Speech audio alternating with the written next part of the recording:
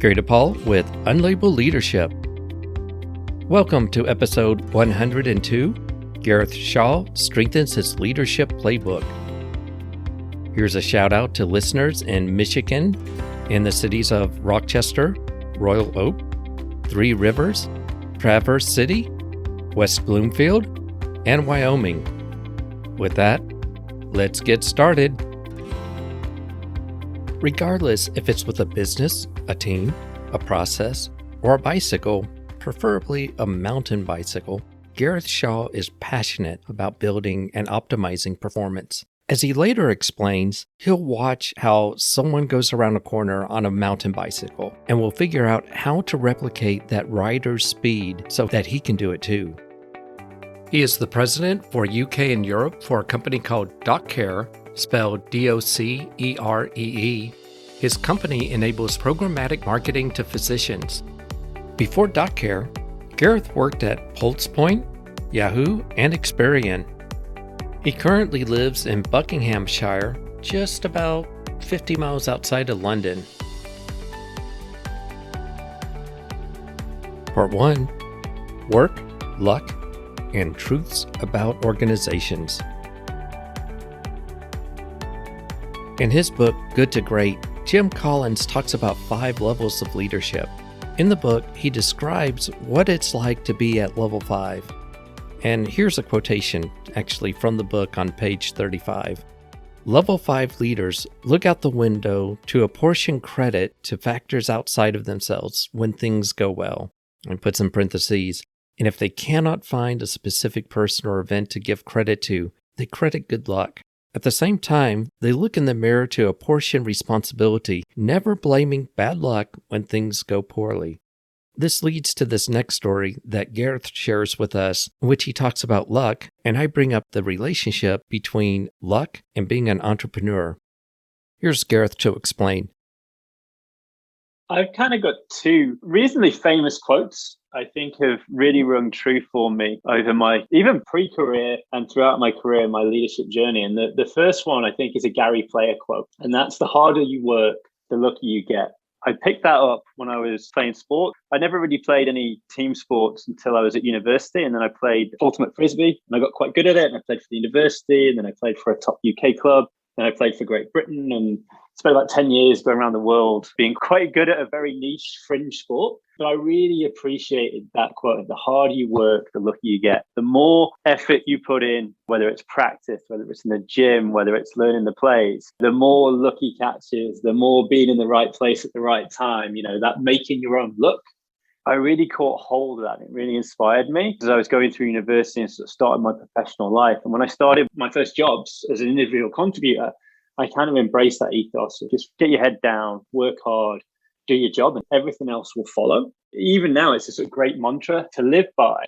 I stumbled into a leadership role.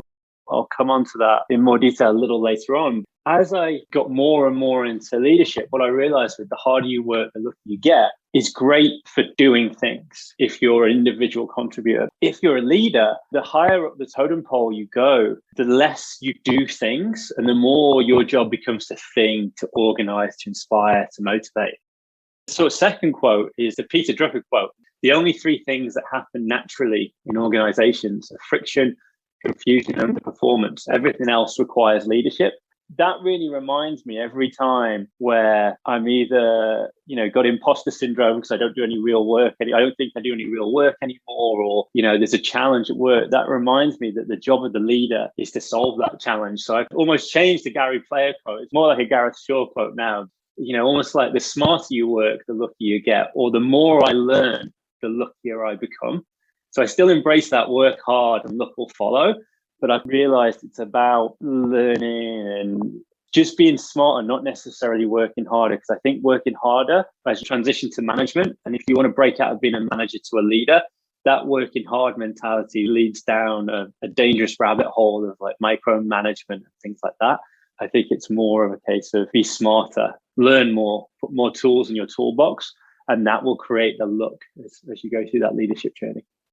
Those are some powerful quotations. And the first one resonates with me because it exposes the entrepreneurial myth that if you put out there the work that you do, then all of a sudden things will start happening. It'll be great. You'll get lucky on some things and less on others. But that's just not the reality of it, is that if you're an entrepreneur, you have to work really hard. But I like the concept of the harder you work, the luckier you get. I like how you phrased that a little differently, is that the harder you work, there are more opportunities that you become more aware of. So there's some type of a relationship between those two concepts. No, definitely. You'll never replace hard work, but it's like you're swimming in the sea. You need to get your head above the waves to see where you're going. And I think the more and more you become a leader, the more and more your job is to have your head above the waves. Yeah, you've got to paddle as well, and you've got to lead by example, but you're responsible for that direction, and you need to kind of cover both bases. Now, Peter Drucker is amazing. Lisa Wicker, who was on the show previously, she actually worked with him. Oh, wow. Very jealous. Yeah, it's an impressive story that she actually tells on her episode. I love this: friction, confusion, and the third was performance? Underperformance. Underperform. Yeah. Oh, yes, that is so Peter Drucker. Yeah. You talk about truths. There's that's what's going to happen. You get people together, there's going to be friction. The communication is, according to Gary Rumbler, probably the largest barrier to performance, and friction, confusion adds to underperformance. Makes perfect sense. There's a great quote. I think embracing that quote or that mantra, one of the differences, there are many between a leader and a manager, and also, it is challenging. Show me an organization where they don't think communication is a problem. Show me an organization where they think they cracked it. And even the ones that are the best in the world, always looking for ways to improve. And I think it just grounds you in the challenge of leadership is to overcome challenges. And that's part of the job. If I'm ever interviewing anyone or talking to anyone around career development, a question I'll always ask them is, what gives you that buzz at work? What's that thing, where you have the best day ever at work? You come home from work, you're on cloud nine, you feel like $1 million. What was that thing that happened? What's the thing you enjoy most about your job? And that solving those challenges is the bit I really enjoy. And sometimes it works hard, it's stressful. You can look at it through a sort of very negative, glass is half empty mindset. It can get you down. And if you just pull that quote out and flip it around, you'd be like, well, actually, it's meant to be hard. It's meant to be difficult. If it was easy, everyone would be doing it. The reason why not everyone's an entrepreneur is it's a very difficult, hard road to go down. And that quote always reminds me, it's like, oh, all right, this is what you enjoy. Getting your head down and solving these problems or what make you feel like $1 million, and make you kind of skip home with a spring in your step. Part 2, Leadership Lifelines. Of the 7 leadership principles I discovered in my research, the 7th one, develop leadership practices continuously, has a great deal to do with this next story. To be effective at leadership, you need to continuously focus on developing how you lead. And the approach that I describe is simply called learn, do, assess. If you go into management and you don't learn about leadership, then you're relying on trial and error to figure things out and your gut feeling. It doesn't work too well, but if it does, it takes a long time. You can accelerate that process by learning about leadership, then trying it out, and then assessing how well you did with what you tried. Gareth describes something called leadership lifelines, which has something to do with learning leadership. Again, here's Gareth.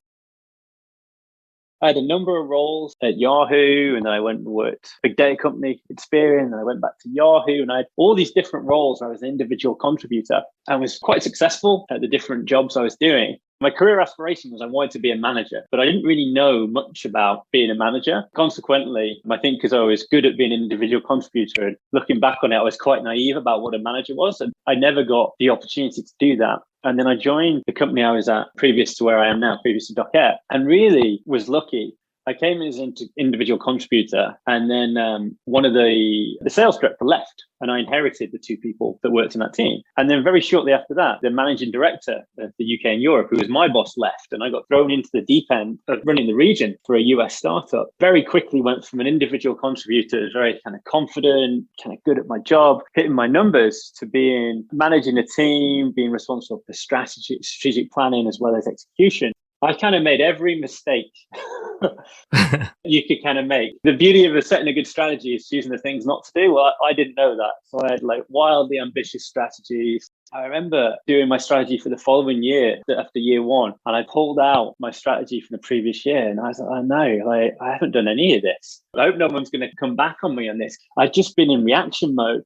And we'd had an okay year. But yeah, I'd been reacting to everything. I hadn't given up, my kind of old responsibilities. It's not that I didn't trust my team. I had a great team. I really got on with everyone very well personally. I was doing that textbook, not giving up my individual contributor responsibility. I wanted to be involved with everything. I thought I needed to be involved to make things happen. Consequently, I was chasing my tail. We were reacting to everything. I was getting really stressed out. I was starting to feel a bit burnt out. So, well, if this what being the manager's like, I'm not sure I really want to do it. It's just really difficult and stressful and hard. As a person, I'm quite competitive. I'm quite goal or results orientated. I also didn't want to fail. I really wanted to succeed. I was painfully aware that I had a team of people around me they're individuals, they're people. They all have feelings and aspirations and things they want to get out of life and their job and their career. And that my mood and stress was going to become infectious. If I'm not having fun, it won't be long before they're not having fun. Then everything goes south in terms of performance. I kind of got phoned several lifelines. It was a bit like serendipity. A few things happened at once. So my wife had been encouraging me strongly to read a certain book. So at this point in my life, I'd read the odd novel when I was on holiday and things like that. I wasn't a very big reader. My wife was encouraging me to read a book. The basic premise was do less, get more. I started reading that. At the same time, I went to a strategic offsite. My CEO at the time set a reading assignment with another couple of really good books. And then I suddenly discovered the hack. I'm not the world's biggest reader. I don't read very fast. I love podcasts and I love Audible. And I suddenly discovered Audible, that I didn't need to read these books. I stick them on Audible and go for a bike ride. I'm a big cyclist. So I just stick one headphone in, devour a book in no time at all. At the same time as well, when we went to the offsite that I'd done the reading assignment for, I got access to some executive coaches that my former company had just hired to sort of helping with process and things like that. And I went from kind of running around being really reactionary and really stressed out to suddenly given access to all this knowledge and basically tools and tips and tricks and hacks, call them whatever you will. And I was like, oh, this is how management works. This is how you do it. I'm like a puzzler. I really enjoy puzzling around. If I see anyone doing anything, for instance, I like mountain biking. If I see someone go through a corner really, really fast, there's a way of going through that corner really fast. I just need to work out how they're doing it. And I suddenly had that epiphany with work. There's ways of doing things. You see all these great leaders that, are really happy. They've got a spring in their step. Their teams love them. There's a method here. And I started just devouring books. I definitely got the company's money's worth out of the executive coaches. One of the most powerful discussions I kind of remember with talking to those coaches was I sort of described like, hey, I'm really new to this. There's people around the senior leadership team table that've been here a lot longer than me. And some of this stuff, they're poo-pooing it. And some of this stuff is being challenged. And I kind of love it all. Should I be challenging it more? What they said to me has had a lasting effect, but it was you do your best work when you're out of your comfort zone. As soon as you're not comfortable, you become on alert. It's like, well, I don't really know what I'm doing here. So I need to learn as fast as possible. I need to take quick steps where if I do make a mistake, I can quickly pivot. The cliche, fail fast. Oh, yeah. And I was suddenly, that's me. I'm in that kind of mode of this is all new. I'm loving it. And I was just taking little bits here and here and experimenting with it. And, I'll use this tool here and this meeting cadence. And it turned all the parts of my role that were stressing me out suddenly became exciting. And I think it goes back to that Peter Drucker quote. I've been caught in that whirlwind of underperformance, confusion and friction and wanting to tear my hair out to suddenly like, oh wait, this is the job. There's a million different authors and tools and things out there. And as long as you pick one that's been proven to work, the only thing you need to do is pick something and be consistent with it. Or as what I like to do is cherry pick, little things and kind of almost build my own playbook for the situation. My real light bulb moment was the aspect of leadership of setting a vision and being enthusiastic and passionate about what you're doing. If you have a strong vision for, not what you're doing or how you do it, but why you're doing it and why you're coming to work and what's in it for you as the individual and the people that work for you, and you become passionate about that and you have enthusiasm, you can then spread that enthusiasm throughout your team. You can invite people in to help create the strategic vision or improve the strategic vision, really get people to buy into it. The intern in the room can challenge the highest paid person in the room. And, then we can have a debate because a good idea is a good idea. Get that vision, invite people to contribute to it, and then, lock it down, carve it up and give it away. I went from being the guy that was trying to do everything on my own and getting in people's way and stressing myself out to suddenly, being the guy that spent a lot of time on where are we now? Where do we want to be? And then getting people vested into that kind of idea of the journey we want to go on, and then just carving it up and handing it to people and saying, right, you're the best person in our organization to own this. I'm really confident giving it to you. Use me as a resource. Come to me when you've got challenges or problems or you need me to bounce ideas or things like that. But I'm going to get out of your way. It's not your job to necessarily motivate people. It's your job to find people who are motivated by what you do already and then put them in an environment where they can be successful. And that's something I kind of really hold true. I live and work in a developed country in a knowledge industry. But I think if you work in a knowledge industry, if they don't like your job, you don't have to do it. Find something that, you're passionate about, especially in the startup world. If you're not passionate about what your company's trying to achieve, you'll never be able to invest enough energy and passion into it. So find something that resonates with you, find other people that it resonates with, and then just create an environment where those people can be successful. When you started working at that one company and you went from an individual contributor to managing two people to running a district and moving up that fast, that is a huge transition, especially when you're in a smaller company that's starting up, that's getting ramped up, because there's not a lot of history to tap into. The tendency that you pointed out is that when you move to management, there's a tendency to rely on what you're comfortable with, and that's doing individual contributor work and not relying on the people around you to do that work, or they're doing their work, but instead of you giving it to them, you're taking on part of it as well. Yeah, 100%.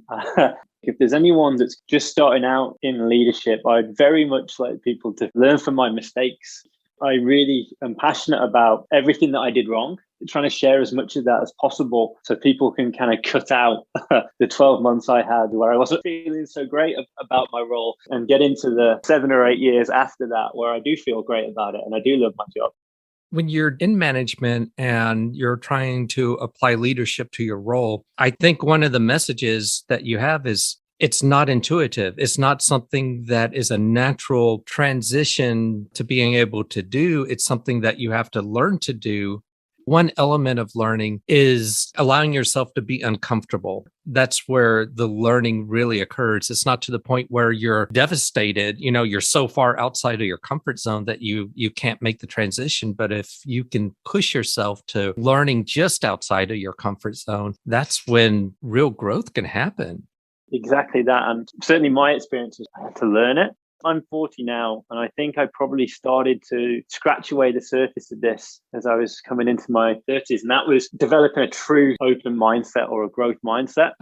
Becoming comfortable outside your comfort zone. And I've got a couple of young kids, and it's becoming a parent. There's like so much stuff I want to teach my kids. If you'd ask me, what's the one thing you want your kids to kind of remember or do? I really want to encourage an open mindset, the attribute of learnability, because I think particularly like everything's changing so fast with technology, how quickly things are happening in the healthcare industry, which my company Drucker is in at the moment.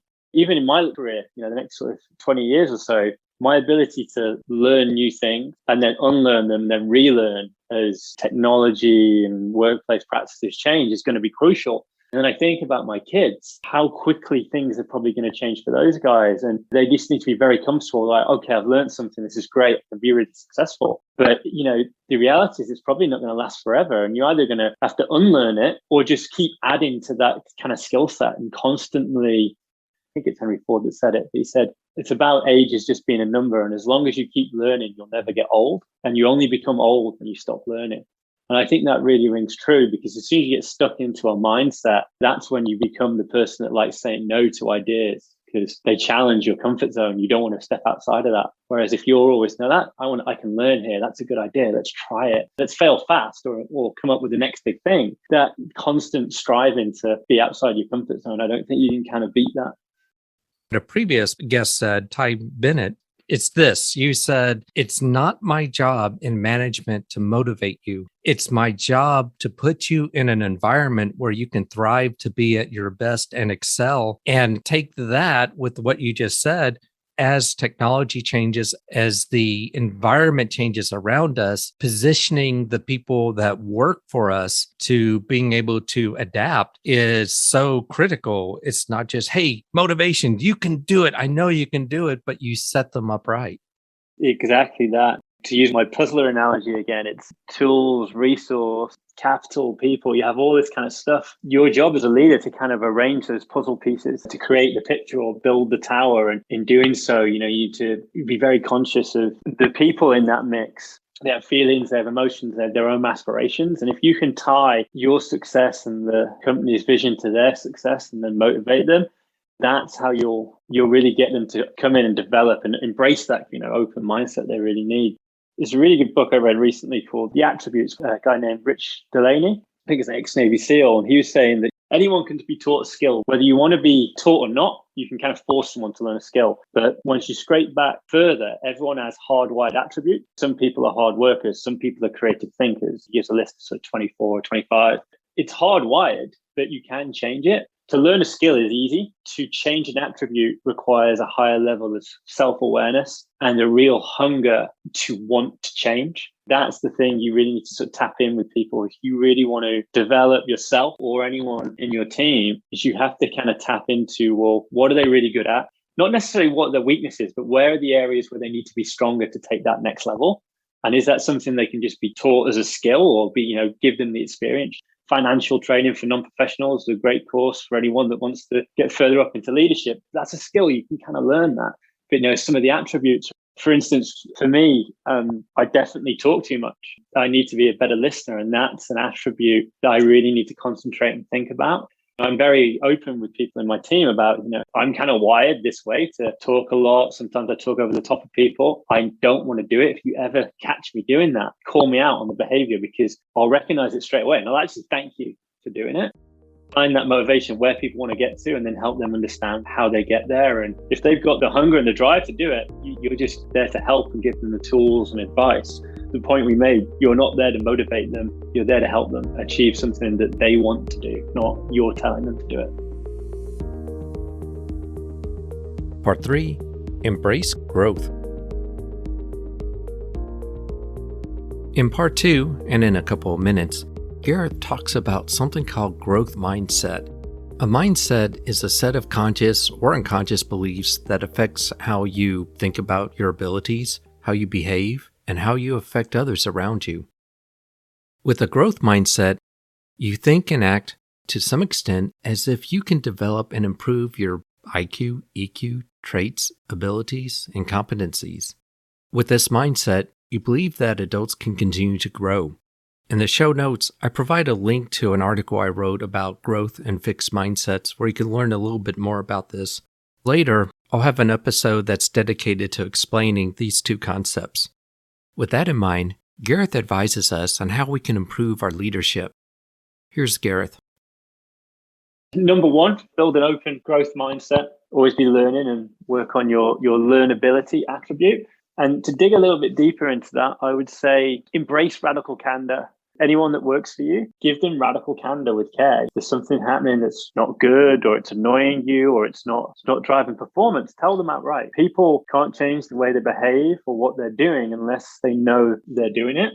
I would say make sure when you're doing that, set it up as a two-way street. Hey, whenever you're exhibiting a behavior or you're doing something and it's not right, I tell you from a good place to help make you better. And I want you to do the same to me. Solicit feedback wherever you can.